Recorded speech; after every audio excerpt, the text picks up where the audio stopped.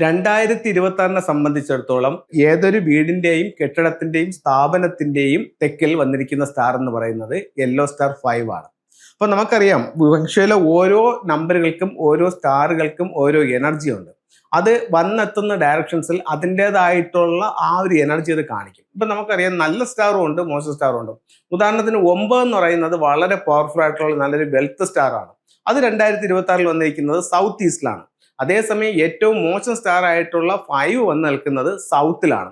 ഇത് നമുക്ക് പലതരത്തിലുള്ള കടബാധ്യതകളും സാമ്പത്തിക പ്രശ്നങ്ങളും ഉണ്ടാക്കും. ടോട്ടൽ ലോസ് എന്നാണ് ഈ സ്റ്റാറിന്റെ പേര്.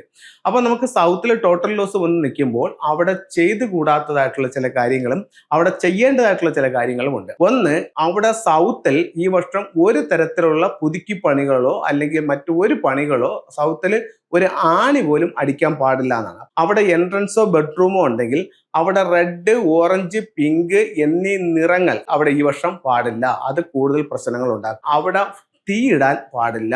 അതുപോലെ ആ ഭാഗത്ത് നമുക്ക് എർത്തിൻ്റെതായിട്ടുള്ള എനർജി കൊണ്ടുവരാൻ പാടില്ല. എർത്ത് എനർജി ആയിട്ട് നമുക്ക് എന്തൊക്കെ ഉപയോഗിക്കാം? എർത്ത് പോട്ടുകൾ, ക്രിസ്റ്റൽ ബോളുകൾ, റെഡ് ലൈറ്റ് എന്നിവ ഈ വർഷം സൗത്തിൽ പാടില്ല.